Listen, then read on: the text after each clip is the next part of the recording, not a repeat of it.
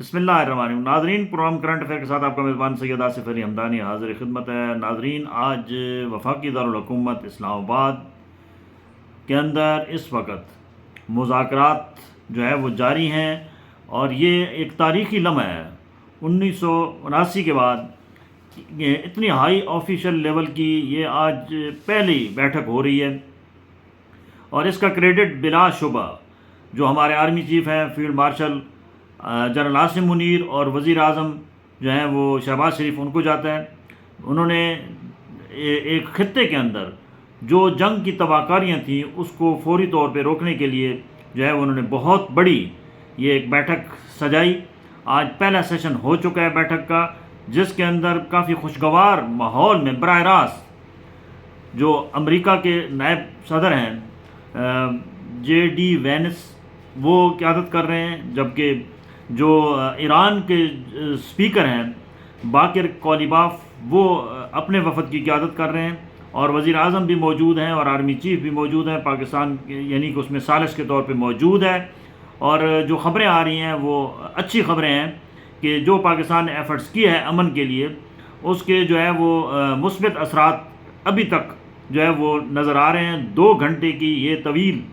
پہلی نشست ہو چکی ہے، ابھی بیچ میں کھانے کا وقفہ ہے،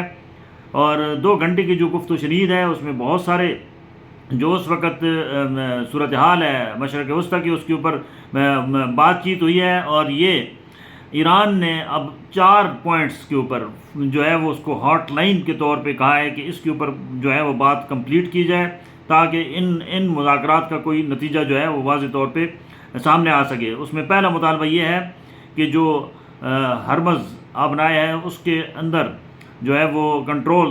کمپلیٹ، کوئی مداخلت نہ ہو اور وہ ایران کے پاس ہی رہے، اور اس کا سارا جو سسٹم ہے وہ ایران ہی اس کو مینیج کرے گا۔ دوسرا،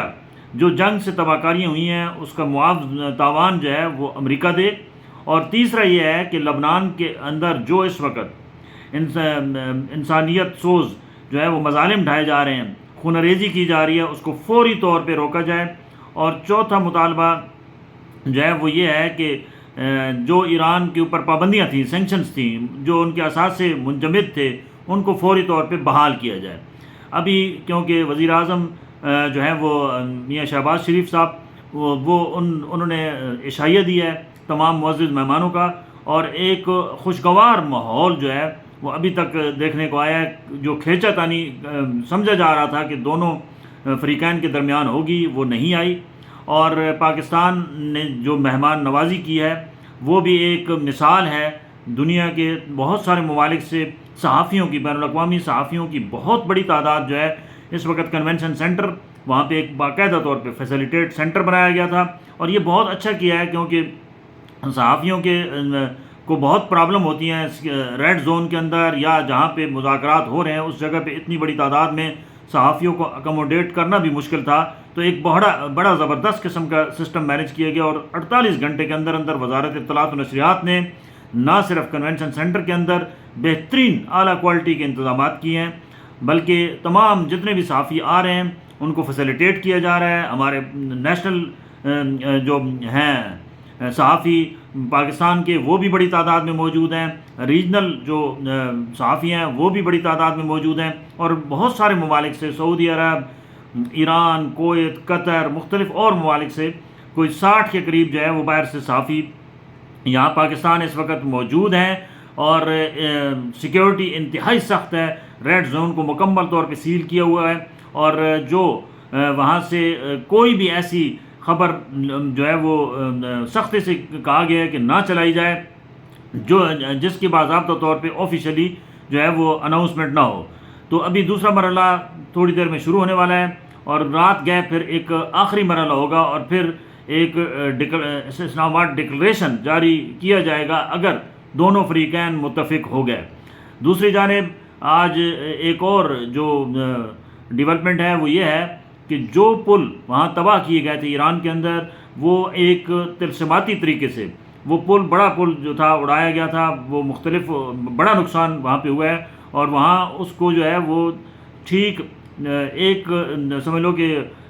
ہفتے کے اندر وہ پل جو ہے وہ بحال کر دیا گیا ہے، آمد و رفت جو ہے وہ بحال ہو چکی ہے، اور ایران کے اندر جو ٹیکنالوجی یوز کی جا رہی ہے وہ دنیا کو حیران کر رہی ہے کہ کس طریقے سے وہ اپنی تعمیر و ترقی کے جو کام ہیں، جو انفراسٹرکچر تباہ ہوا ہے، وہ کس طریقے سے اس کو بحال کر رہے ہیں۔ دوسری جانب امریکی صدر جو ہیں وہ کہہ رہے ہیں کہ میں نے جو ٹیم بھیجی ہے مذاکرات کے لیے وہ با اختیار ہے اور اس کے مثبت اثرات مرتب ہوں گے، اور وہ ساتھ دھمکی بھی لگا رہے ہیں کہ اگر مذاکرات کامیاب نہ ہوئے تو امریکہ کے اوپر جو ہے وہ ہم پہلے سے کہیں زیادہ بڑا حملہ بھی کریں گے، اور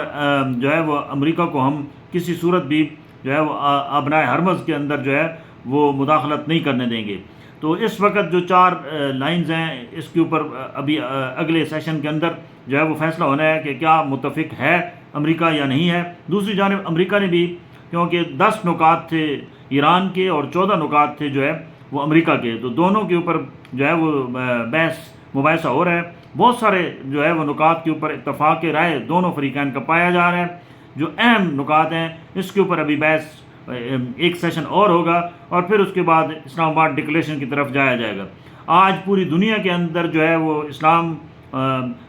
آباد کا جو ہے وہ ڈنکا بج رہا ہے، اور خصوصی طور پہ ہمارے پڑوسی ملک انڈیا کے اندر تو صف ماتم بچھی ہوئی ہے، اور اس تمام جتنی بھی اس وقت کی کرنٹ صورتحال ہے، انڈین میڈیا واویلا مچا رہا ہے۔ وہاں کے اپوزیشن لیڈر اور وہاں کے جو سرکردہ لوگ ہیں وہ مودی کو کہہ رہے ہیں کہ آپ اس خطے میں کہاں ہیں،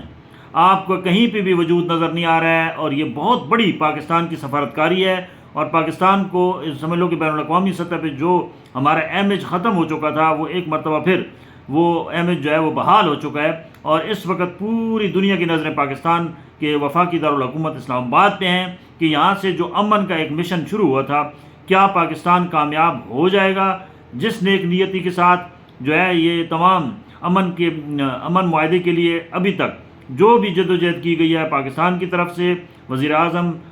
خصوصی طور پہ وزیر اعظم شہباز شریف اور نائب وزیر اعظم جو ہیں وہ اسحاق ڈار جو وزیر خارجہ بھی ہیں، اور ہمارے آرمی چیف کو انتھک محنت ہے، انہوں نے تمام فریقین کو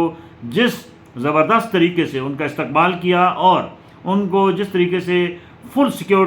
پروف سیکیورٹی کے ساتھ جو ہے وہ اسلام آباد تک لایا گیا، ان کا جناب اپنا انتظامات عالی شان، اور جو سیکیورٹی ہے وہ بھی بہت عالی شان، اور یہاں پہ اس وقت جو ہے وہ اسلام آباد مرکز نگاہ بنا ہوا ہے، اور یہ اگلے چند گھنٹے جو ہیں وہ بہت اہم ہیں، جس کے اندر پوری دنیا جو ہے وہ دیکھے گی کہ انشاءاللہ یہ امن کا جو اس پاکستان نے علم اٹھایا ہے اس کو کامیابی حاصل ہوگی۔ لہٰذا جو ہے وہ یہ مایوسی، کچھ ایسے لوگ ہیں جو مایوسی پھیلا رہے ہیں، مایوسی گناہ ہے۔ پاکستان نے اپنی پوری نیک نیت کے ساتھ کوشش کیا، باقی اللہ کی ذات ہے دلوں کے اوپر لوگوں کے رحم ڈالنے والی، تو امید ہے کہ انشاءاللہ، کیونکہ خطے کے اندر جو اس وقت کرنٹ صورتحال ہے وہ کسی صورت جو ہے وہ متقاضی نہیں ہے کہ یہاں پہ جنگ جاری رکھی جائے، اور اس سے امریکہ کو بھی ناقابل تلافی کھربوں ڈالر کا نقصان پہنچ رہا ہے۔ اسرائیل کے اندر بھی تباہی و بربادی ہو رہی ہے، لیکن اسرائیل کی چھوٹی سی وہ حرکت کی وجہ سے امریکہ کو بار بار جو ہے وہ شرمندگی کا سامنا کرنا پڑ رہا ہے، اور وہ باز نہیں آ رہا ہے۔ وہ لبنان کے اوپر اور فلسطین کے اوپر جو ہے وہ بمباری اس نے جاری رکھی ہوئی ہے، جو کہ کسی صورت بھی امن کی کاوشوں کو نقصان پہنچانے کے لیے جو ہے وہ انتہائی نقصان دہ ہے۔ اس کو انتہائی جو ہے وہ سختی کے ساتھ نمٹنا ہوگا صدر ٹرمپ کو اسرائیل کے ساتھ، اور نتنیاہو جو اس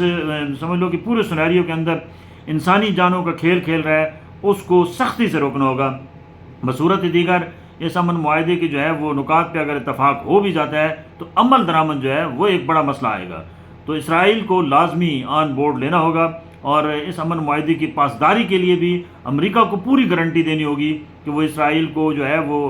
ظلم، جبر اور وہ قتل و غارت سے کسی صورت بھی جو ہے وہ آگے نہیں بڑھنے دے گا۔ بہت شکریہ۔